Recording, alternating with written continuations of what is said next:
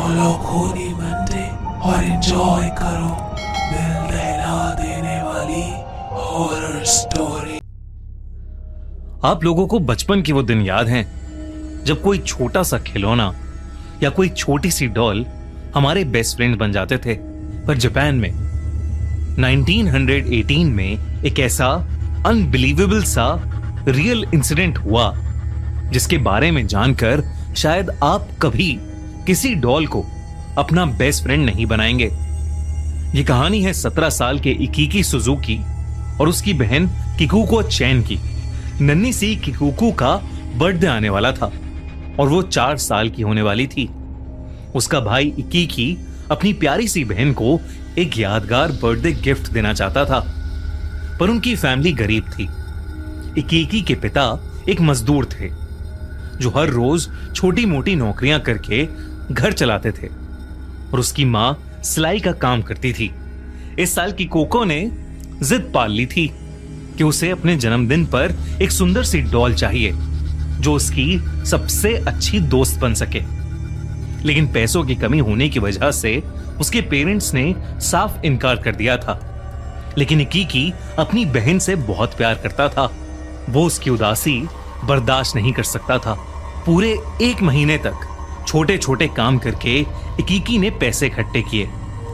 वो बाजार में अपनी बहन के लिए एक सुंदर सी डॉल ढूंढ रहा था कि तभी एक शॉप की विंडो पर उसकी नजर एक ट्रेडिशनल जापानीज डॉल पर पड़ी। वो डॉल बाकी किसी डॉल से बिल्कुल अलग थी। उसके चेहरे पर एक अजीब सी शांति थी, लेकिन उसकी आंखें इतनी गहरी मानो वो सब देख रही हों। उस डॉल ने जापान का ट्रेडिशनल रेड किमोनो पहना था और उसके काले बाल उसकी गर्दन तक आ रहे थे। इकीकी को वो डॉल बहुत अच्छी लगी और उसने तुरंत उसे खरीद लिया। अपनी 4th बर्थडे पर जब किकोको ने अपना गिफ्ट खोला तो वो खुशी से पागल हो गई। उसने उस डॉल को अपने रूम में सबसे खास जगह दी, अपने साथ सुलाने लगी और उसका नाम रखा ओकीकू। किकोको उस डॉल को इतना पसंद करती थी कि एक पल भी उसके बिना नहीं रहती थी। वो उसके बाल कोम्ब करती, उसे नहलाती और हमेशा अपने पास रखती थी। लेकिन ये खुशी ज्यादा दिन तक नहीं टिकी। एक दिन बाहर खेलते हुए किकोको को एक मच्छर ने काट लिया और उसे बहुत भयानक मलेरिया हो गया। तड़पते हुए आखिरी सांस तक उसने ओकीको डॉल को सीने से लगाए रखा और आखिर में उस नन्ही सी किकोको की मौत हो गई। जापान में डेड बॉडीज को जलाते हुए उनके साथ मरने वाले की सबसे पसंदीदा चीज भी जलाई जाती है। इसलिए इकीकी और उसके पेरेंट्स चाहते थे कि ओकीको डॉल को उसके साथ जलाया जाए, लेकिन उन्हें टेंपल से परमिशन नहीं मिली, जिसकी वजह से उन्होंने किकोको की याद में घर के हॉल में ही उस ओकीको डॉल को एक शेल्फ पर सजा दिया। और कहानी में असली हॉरर यहीं से शुरू हुआ। एक रात जब इकीकी सो रहा था तो उसे घर के हॉल से हल्की हल्की आवाजें आईं, जिससे उसकी नींद खुल गई। उसे ऐसा लगा कि जैसे वो किकोको की आवाज है, जैसे वो कुछ बोल रही है और धीरे से हंस रही है। इकीकी हॉल में गया पर वहां कोई नहीं था। उस रात के बाद ऐसा अक्सर होने लगा। इकीकी के पेरेंट्स को भी वो आवाजें आने लगी। एक दिन इकीकी काम करके अपने घर वापस आया तो उसने अपने रूम में देखा कि किकोको की सारी ड्राइंग्स बिखरी पड़ी हैं और ओकीको डॉल उन ड्राइंग्स के पास ही पड़ी है। किकोको के पेरेंट्स घर पर नहीं थे और खिड़कियां भी बंद थीं, इसलिए इकीकी को समझ ही नहीं आया कि ये कैसे हो गया। पर उस दिन ओकीको डॉल को वापस शेल्फ पर रखते वक्त इकीकी ने एक अजीब सी बात नोटिस की। उस डॉल के बाल जो उसकी गर्दन तक आते थे अब लंबे होकर उसके कंधे तक आ रहे थे। बल्कि पहले उस डॉल के बाल काले थे, पर अब उनमें ह्यूमन हेयर की तरह ब्राउन शेड आ रहा था और वो एंड से स्प्लिट भी हो रहे थे। इकीकी ने जब ये बात अपने पेरेंट्स को बताई तो उन्हें लगा कि ये इकीकी का वहम है और इकीकी की मां ने उस डॉल के बाल काटकर वापस उसकी गर्दन तक कर दिए, जो कि शायद उनकी सबसे बड़ी गलती थी। बाल काटते ही सुजुकी फैमिली की जिंदगी नरक बन गई। उस रात जब इकीकी की मां सो रही थी तो उन्हें एक सपना आया कि कुकू उनके पास आकर रो रही थी क्योंकि उन्होंने उसकी डॉल के बाल काट दिए थे। और फिर अचानक ही कि कुकू का रोना गुस्से में बदल गया और उसका चेहरा उस ओकीकू डॉल में। एकदम से उनकी नींद खुल गई। वो आंखें खोलते ही चिल्ला उठी क्योंकि ओकीकू डॉल वहीं थी, उनके सीने पर बैठी हुई। उनकी चीख से घर के सब लोग भाग कर आए। जब इकीकी की मां ने अपने सपने के बारे में बताया तो इकीकी और उसके पापा दोनों हैरान थे। पर इकीकी ने देखा कि ओकीकू डॉल तो बाहर शेल्फ पर ही रखी है, तो ये कैसे हो सकता था। धीरे धीरे सभी फैमिली मेंबर्स को बुरे सपने आने लगे। कई बार तो तीनों सोते ही नहीं थे। सभी भयानक सपनों में एक चीज कॉमन होती, ओकीकू डॉल का उन्हें डराना और मारने की कोशिश करना। कुछ दिन गुजरे और ओकीकू डॉल के बाल और बढ़ने लगे और वो अब कंधों से भी नीचे आ गए थे। एक शाम इकीकी हॉल में बैठा काम कर रहा था तो उसने देखा कि शेल्फ पर रखी ओकीकू डॉल की गर्दन उसकी तरफ मुड़ी है। और फिर उसने देखा कि ओकीकू डॉल ने अपनी पलक झपकाई।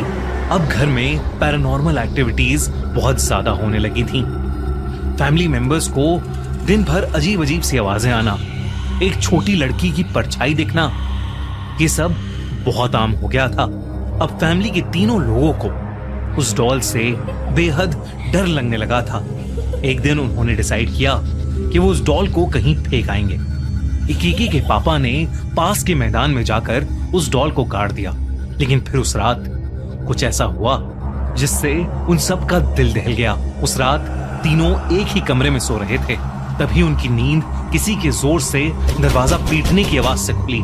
ऐसा लग रहा था कि कोई अंदर आना चाहता है, जैसे वो कोई किकुकू हो जो दरवाजे के बाहर दर्द में चीख रही है और उन्हें अपने पास बुला रही है। धीरे धीरे वो दरवाजा पीटने की आवाज इतनी तेज हो गई कि पूरा घर हिलने लगा, जैसे कोई अर्थक्वेक आया हो। और फिर कुछ देर बाद सब कुछ शांत हो गया। इकीकी के पापा ने बड़ी हिम्मत करके दरवाजा खोला तो उन्होंने देखा कि ओकीकू डॉल खुद चलकर उनके सामने आकर खड़ी हो गई है। वो चीखना चाहते थे पर उनके मुंह से कोई आवाज ही नहीं निकल रही थी। गेट खोलो। इकीकी ने देखा कि उस डॉल के लंबे बाल बढ़ते जा रहे हैं और उसके बालों की लड़ियां इकीकी के पापा की गर्दन से लिपट रही हैं और धीरे धीरे उनका गला घोट रही हैं। इकीकी और उसकी मां उन्हें छुड़ाने की कोशिश करने लगे लेकिन कुछ भी नहीं हो रहा था। उसके पापा दर्द के मारे घुटने पर आ गए थे। उनकी सांसें जैसे खत्म ही होने वाली थीं। तभी इकीकी ने उस डॉल के सामने किकुको का नाम जोर से पुकारा और फिर अचानक ही वो डॉल एकदम से बेजान हो गई। उसके बालों की पकड़ छूट गई और इकीकी के पापा की सांस में सांस आई।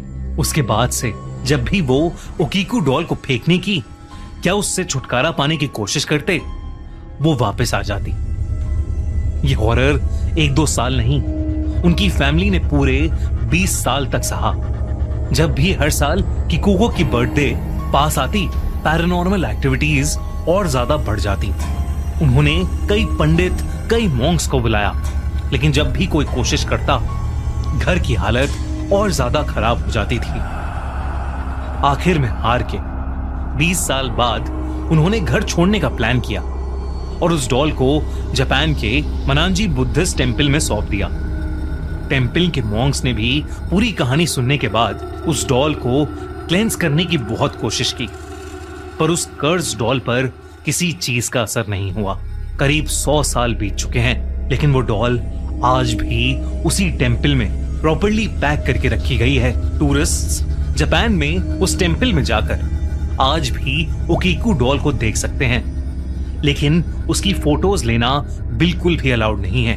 कहते हैं कि कोई भी टूरिस्ट उसे ज्यादा देर देख भी नहीं सकते, वरना उसे उस डॉल के भयानक सपने आने शुरू हो जाते हैं। उसके बाल आज भी ह्यूमन हेयर की तरह ग्रो करते हैं और उस टेम्पल के monks time to time Okiku doll के बाल काटते भी हैं। लेकिन सबसे हॉरिफाइंग बात जो रिसेंटली पता चली है, कि अब उस डॉल का मुंह धीरे धीरे खुल रहा है और लोगों को उसके अंदर उसके दांत बढ़ते हुए नजर भी आ रहे हैं।